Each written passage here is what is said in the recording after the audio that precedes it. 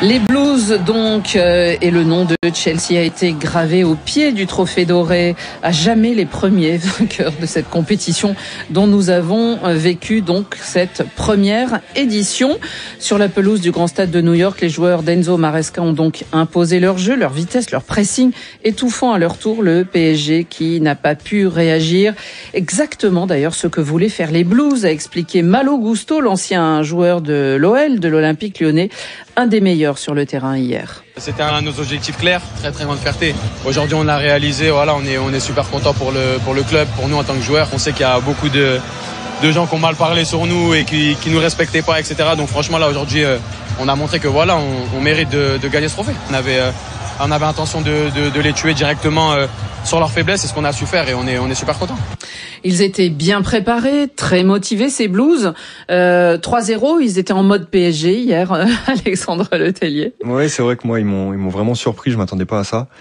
Mais voilà, comme il l'a très bien dit, ils ont voulu en fait jouer le jeu du PSG, c'est-à-dire aller les chercher très haut, leur faire un gros pressing, et je pense que ça a aussi surpris l'équipe. Franchement, les 10 premières minutes, ça a été très compliqué pour Paris. Ils n'arrivaient pas à ressortir le ballon, ils jouaient très bas. Chelsea était dangereux. Et puis là où ça a été dur, je pense pour Paris, c'est qu'ils prennent un but à un moment donné où justement ils commençaient à sortir un peu la tête de l'eau. Ils étaient mieux, ils avaient repris la possession du ballon.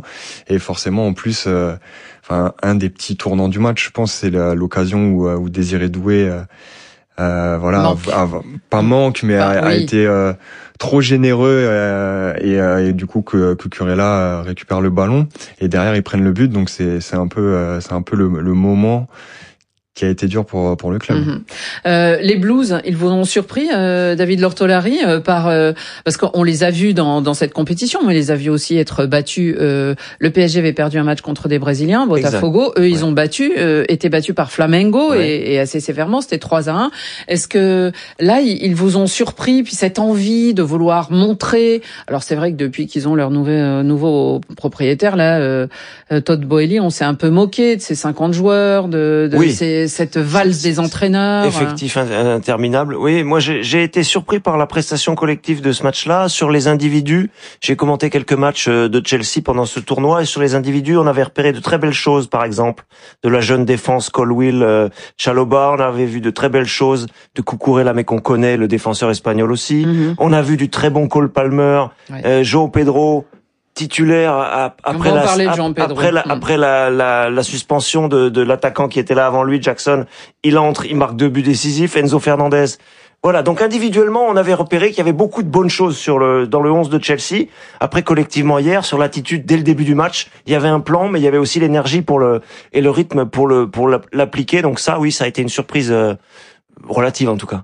Ça vous a surpris vous aussi, Dominique? C'est surtout la métamorphose, parce que moi j'avais Chelsea au premier tour, je les ai trouvés pas bons collectivement. En finale de la Ligue Europa, le Betis les a dominés pendant une première période en finale de la Ligue Conférence Europa.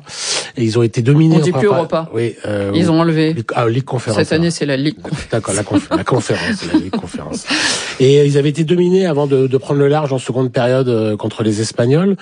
J'avais vu quelques matchs de la saison en championnat où ça manquait quand même de continuité. Exactement, de constance, à l'image de Christopher Nkunku, dont on sait jamais s'il va jouer, pas jouer, s'il va être bon, pas bon. Et avec l'équipe de France, et avec Chelsea. Et puis là, c'est un soir où tout réussit. La meilleure équipe de la finale a gagné. Ça, c'est incontestable. Ils étaient plus forts que Paris hier soir. Donc, il y a rien à dire. Après, sur le tournoi, pour moi, on pourra en parler, mais c'est pas eux les plus forts. Franck? Pas mieux. Une équipe parisienne que j'ai vu souffrir dans les couloirs. Beaucoup. Ça, c'était quand même une première, je trouve, dans ce tournoi-là. Mais c'était un plan de l'entraîneur Maresca, c'est sûr. Mais ça a bien fonctionné. Ouais. Il connaissait parfaitement son adversaire. Il avait fait ses devoirs. Et ils avaient bien révisé. Et voilà. Et dans ce fameux couloir gauche où t'as plutôt des joueurs qui sont habitués à ça. Côté parisien, hier, ils se sont fait dévaster. Alexandre pourra en parler, mais les relances du gardien de Chelsea, elles étaient exceptionnelles, quoi. Ah oui, j'ai trouvé le gardien de Chelsea quand il envoyait, il était Roberto Sanchez. Il a très bon jeu au pied. Et puis c'est vrai que quand il cherchait à jouer long, il cherchait toujours à jouer dans le dos des latéraux. Tu as vu que c'est passé souvent. Et c'est souvent passé parce que après, c'est vrai que Paris cherche tellement à faire un pressing haut que la seule solution c'est de jouer derrière, dans le dos de la défense et on pouvait le voir très souvent les ballons quand il jouait long, c'était au dernier moment où Ousmane Dembélé venait le presser. Donc intelligence quand même. Il attendait vraiment le dernier moment pour jouer dans le dos et c'est vrai que c'est passé. C'est fort. Hein. Il a eu un très bon jeu au pied. Après là où ils ont été aidés, Annie, c'est que par exemple Kvaratskhelia n'a jamais aidé Nuno Mendes qui était en grande difficulté, alors que c'est comme depuis 6 mois, c'est ce qu'on voyait. On voyait que quand Nuno Mendes pouvait avoir des 1 contre 1 à jouer contre un adversaire un peu fort, il y avait Kvaratskhelia qui venait l'aider et tout le monde saluait l'état d'esprit guerrier. Et là, il avait absolument plus les jambes. On voit sur le premier but, il est à 40 mètres de l'action. Je pense on l'a vu déjà en demi-finale contre le Real, il avait plus de gaz. Ouais, c'est des explications. Et c'est logique au bout d'un moment. C'est presque normal. Oui, on va en parler peut-être des hypothèses sur les Parisiens, mais j'aimerais encore rester sur les vainqueurs quand même. David Lortolari, Cole Palmer, il marque 2 fois le même but. Ah oui, voire 3 fois. Oui, parce qu'il a eu l'occasion avant. Et ça, c'est surprenant aussi de surprendre son adversaire ou de surprendre le gardien peut-être. Oui, alors après, il faut avoir un avis de gardien effectivement, mais c'est tellement précis. Je me souviens notamment du premier but. On est vraiment au ras du poteau, une frappe avec la force suffisante. Mais ça rejoint ce que disait Dominique peut-être à l'instant, c'est-à-dire que au milieu de terrain, un joueur comme ça, qui a quand même cette précision technique, cette aisance, qu'on connaît. Si vous le laissez 2 ou 3 mètres. Lui, il a été constant cette saison, c'est-à-dire il avait mis un triplé, je me souviens un moment, avec Chelsea et tout, donc c'était sûrement l'homme le plus dangereux. Après 2 fois le même but, oui, c'est pas si fréquent dans les matchs, on se souvient. C'est pas exactement le même quand même. Oui, c'est pas exactement le même. Deuxième. C'est ça. Ou quand même, il vient de très très loin. C'est vrai. Mais il a des jambes et puis surtout il a la tête, il a la lucidité et puis c'est là où ça ressemble à l'autre, c'est parce qu'il le met dans la même zone. Tu comprends? Mais je crois que c'est Marquinhos. Il me semble que c'est Marquinhos qui a dit après le match, l'une des explications aussi, c'est le réalisme de l'équipe en face. Effectivement, sur des matchs comme ça, si vous avez de la réussite sur les 2-3 actions qui comptent, ça change. C'est décisif. Alexandre Letellier sur ces 2 buts, alors évidemment pas les mêmes, mais qui se ressemblent en tout cas le gardien, et malgré tout ça passe.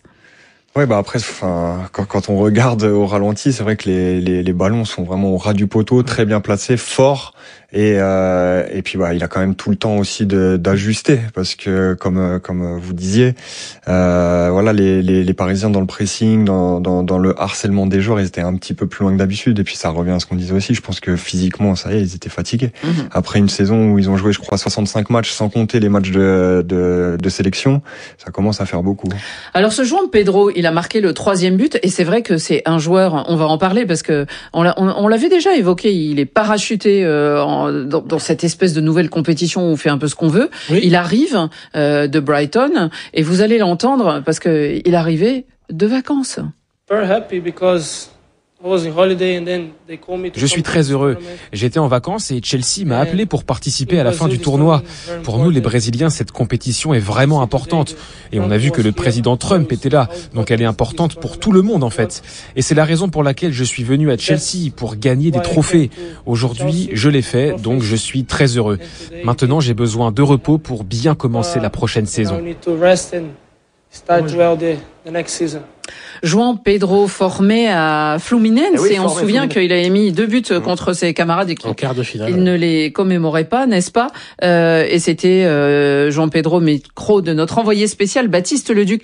Et oui, Alexandre Letellier, il est arrivé parachuté comme ça pour la demi-finale. On a le droit, la compétition autorise à partir des 8e de finale, comme le FFA a compris que tout le monde critiquait cette compétition qui est on pourrait en faire des heures, mais elle est d'abord été inventée pour le pouvoir, la puissance de Gianni Infantino et l'argent. On en parlera à la fin, ne vous inquiétez pas. Et l'argent. Et donc à partir des 8e de finale, vous avez le droit d'inscrire 11 nouveaux joueurs. Donc vous pouvez commencer à faire un premier tour avec une équipe, et si vous voulez, à partir des 8e, vous pouvez faire une autre équipe.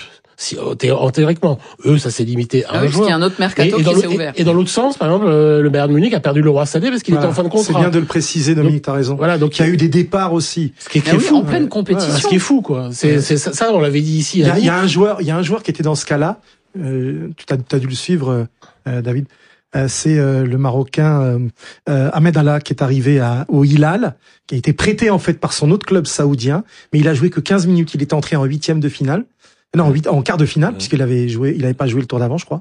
Et donc, voilà, juste 15 minutes prêté, et puis il repart dans son club d'origine. Il est venu parce qu'il y avait ce point de règlement uniquement valable pour la Coupe du Monde. Je pense que dans 4 ans, toutes les équipes vont le faire, ce coup-là. Mais c'est un avantage énorme. On fait rentrer un buteur, qui s'adapte incroyablement vite. 60 millions d'euros aussi, hein.